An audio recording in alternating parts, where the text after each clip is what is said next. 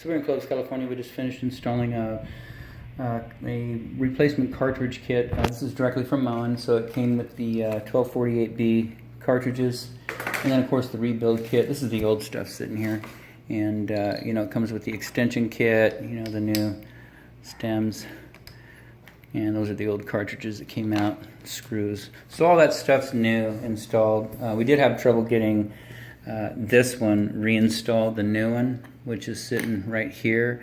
For whatever reason, we just couldn't get it to thread in right. And the old ones are in great shape. I mean, we installed these about a year ago, so they're in great shape. Everything's working right. I would comment that this is the worst designed valve that I've ever worked on. The cartridges are about 3 inches deep inside these brass stems.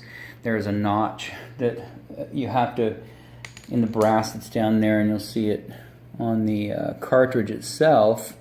When you slide it down in there, there's a little, it's hard to see, but there's a little slot right there, or little nub, that has to match up with what's down inside of there. So you kind of just line it up the best you can, start shoving it down there through this hole, and then hopefully it engages. If you don't get it deep enough, then water leaks out of here. Fortunately, I don't see any water leaking, so we lucked out on this one. We did mark it the last time up on top of the brass to give us an idea of where to start pushing it down, but there's no way to turn it, no way to adjust it, no way to feel it click in. You just, so dumb.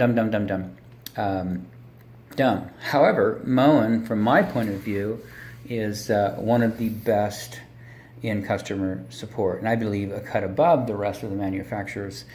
Dealing with them, I would use their products. I would not particularly endorse this Roman tub faucet because of the rough body. They have some newer valves that they're making now, and this is about 20-year-old, this model, that I like much better.